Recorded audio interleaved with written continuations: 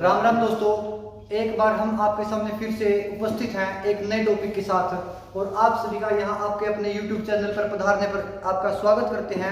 और हम आपके सामने आज लेकर आए हैं एक बेहतरीन टॉपिक जो प्रीवियस एग्जाम में ही नहीं बल्कि आने वाले क्वेश्चन पेपरों में पूछे जाने की जहाँ से बहुत ज़्यादा चांस बन रहे हैं। तो आइए हम इसके ऊपर बात करते हैं। तो टॉपिक का नाम है हमारे नदियों के प्राचीनतम नाम। नदियों के प्राचीनतम नाम क्या क्या थे उनके बारे में जानेंगे दोस्तों। अगर बात की जाए नदियों के प्राचीनतम नामों में तो सबसे महत्वपूर्ण नदी आती है हमारी सरस्वती। कौन सी नदी आती है दोस्तों? सरस्वती नदी।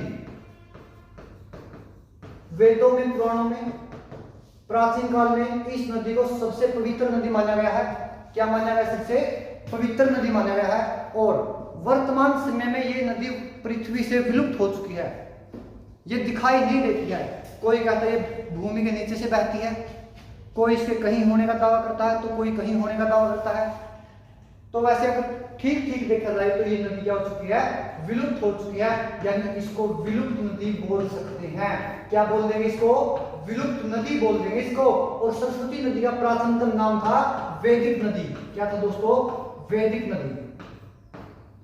उसके बाद बात की जाए सतलुज नदी दोस्तों। जो सतलुज नदी थी, सतलुज नदी का प्राचीनतम नाम था शतुद्री। क्या नाम था दोस्तों? शतुद्री।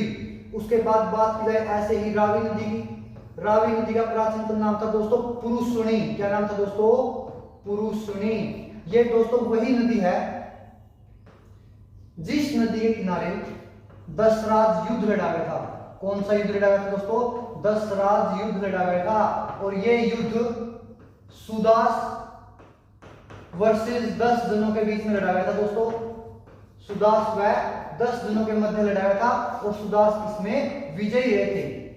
तो आर्यकालीन एक लड़ाई जो पुरुषणी नदी के किनारे पर लड़ी गई उसका नाम क्या है? दशराज युद्ध। और दशराज युद्ध किस किस के मध्य लड़ा गया था? ये दशराज युद्ध सुदास व 10 जनों के मध्य लड़ा गया। और इस लड़ाई का, इस युद्ध का जो विजेता था वो कौन था? सुदास था दोस्तों। उसके बाद जिक्र करते हैं एक और नदी जिसका नाम है झेलम। झेलम नदी का प्राचीनतम नाम है दोस्तों वितस्ता। क्या नाम है? वितस्ता। और वितस्ता नदी के किनारे भी एक बहुत ही इंपॉर्टेंट युद्ध लड़ा गया था जिसका नाम क्या है? हाइडेस्पीस का युद्ध। हाइडेस्पीस का युद्ध इसको बोला जाता है। नदी कौन सी थी दोस्तों? आपकी झेलम। प्राचीन नाम क्या है? वितस्ता। इसीलिए इस हाइडेस्पीस के युद्ध को वितस्ता का युद्ध भी बोल देते हैं दोस्तों। वितस्ता का युद्ध, इसीलिए इसको दोस्तों वितस्ता का युद्ध भी बोल देते हैं। वितस्ता का युद्ध। अब इंपॉर्टेंट बात यहां पर यह है जानने के लिए कि वितस्ता की लड़ाई, ये हाइडेस्पीस का युद्ध कब और किसके मध्य लड़ा गया। इंपॉर्टेंट बात है कि ये लड़ाई 326 ईसा पूर्व में जब सिकंदर ने भारत के ऊपर अटैक किया था। सिकंदर का भारत के ऊपर अटैक हुआ था। उस समय सिकंदर ने जिस राज्य पर अटैक किया था वो राज्य था आपका पंजाब दोस्तों। और वहां का राजा कौन था? पोरस। तो पंजाब के ऊपर ये अटैक किया गया था। वहां का राजा कौन था? पोरस। तो पोरस और सिकंदर के बीच में 326 ईसा पूर्व में झेलम नदी के किनारे पर यह हाइडेस्पीस का युद्ध लड़ा गया था। और जिसे किस नाम से जाना जाता है दोस्तों? वितस्ता के युद्ध के नाम से जाना जाता है दोस्तों। उसके बाद आइए देखते हैं। उसके बाद है दोस्तों चिनाब नदी। कौन सी नदी आपके सामने? चिनाब। इस नदी का प्राचीनतम नाम है अस्कीनी। क्या नाम है दोस्तों? अस्कीनी। चिनाब नदी का प्राचीनतम नाम क्या है दोस्तों? अस्कीनी। उसके बाद बात करते हैं घग्गर नदी की। घग्गर नदी का प्राचीनतम नाम है दोस्तों दृश्यदवंती। क्या नाम है दोस्तों? दृश्यदवंती। दृश्यदवंती नाम घग्गर का दोस्तों।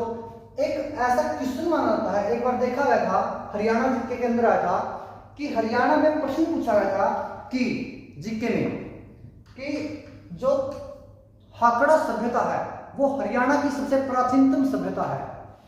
हाकड़ा सभ्यता हरियाणा की सबसे प्राचीनतम सभ्यता मानी गई थी HSSC की तरफ से। तो प्रश्न पूछा गया था कि जो हाकड़ा सभ्यता है वो किस नदी के किनारे विकसित हुई थी? वो घग्गर नदी के किनारे पर विकसित हुई थी दोस्तों। किस नदी के किनारे पर विकसित हुई? वो घग्गर नदी के किनारे पर आपकी हाकड़ा सभ्यता विकसित हुई थी। तो आइए आगे चलते हैं, आगे देखते हैं। उसके बाद दोस्तों हम पढ़ चुके हैं, फिलहाल हम पढ़ रहे हैं पंचनद की, 5 नदियों के बारे में। पंचनद की चिनाब, झेलम, रावी, सतलुज। उसके बाद दोस्तों व्यास, कौन सी नदी है? व्यास नदी है। और व्यास नदी का प्राचीनतम नाम क्या है? विपासा।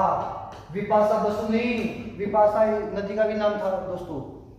कहीं देख करके कहीं आपके मन में विपासा बसु के एक्टिंग न याद आ जाए तो उससे थोड़ा बच के रहिएगा, और विपासा नदी के नाम पर आप बने रहिएगा। उसके बाद दोस्तों चलते हैं, एक गंडक नदी है जिसका प्राचीनतम नाम क्या था? सदानीरा। क्या नाम था दोस्तों? सदानीरा। गंडक नदी का नाम क्या था दोस्तों? सदानीरा। सदानीरा नाम था दोस्तों गंडक नदी का। व्यास नदी का प्राचीनतम नाम विपासा। सतलुज नदी का नाम सतुद्री। उसके बाद दोस्तों बात करते हैं रावी। रावी का नाम पुरुषणी, जिसके किनारे पर 10 राज युद्ध सुदास व दस्युओं के मध्य लड़ा गया। उसके बाद झेलम। झेलम नदी का प्राचीनतम नाम था दोस्तों वितस्ता। वितस्ता का युद्ध 326 ईसा पूर्व सिकंदर महान ने जब भारत के ऊपर अटैक किया था तो उस समय पंजाब गिरा था। पोरस और सिकंदर के मध्य जो लड़ाई लड़ी गई वो लड़ाई लड़ी गई थी दोस्तों झेलम नदी के किनारे पर। इससे आगे हम बात करते हैं गंडक नदी, जिसका प्राचीनतम नाम था सदानीरा। क्या नाम था? सदानीरा। भूलेगा नहीं। सरस्वती नदी जो वर्तमान में विलुप्त हो चुकी है, उस नदी का प्राचीनतम नाम क्या है? वैदिक नदी था। आइए दोस्तों, तो इसी चीज के साथ ये हमारी जो प्राचीनतम नदियां हैं, इन प्राचीनतम नदियों के जो क्वेश्चन आते हैं यहाँ से बड़े इंपॉर्टेंट क्वेश्चन पूछे जाते हैं। तो हम आपसे अपेक्षा करते हैं आपको हमारा ये सेशन बहुत पसंद आया होगा, और इसी के साथ हम आपसे विदा लेते हैं और आपसे मांग करते हैं कि आप अपना प्यार व सहयोग इसी प्रकार से बनाए रखें, और आपके प्यार व सहयोग के चलते हम आपके सामने फिर दोबारा उपस्थित होंगे। राम राम दोस्तों।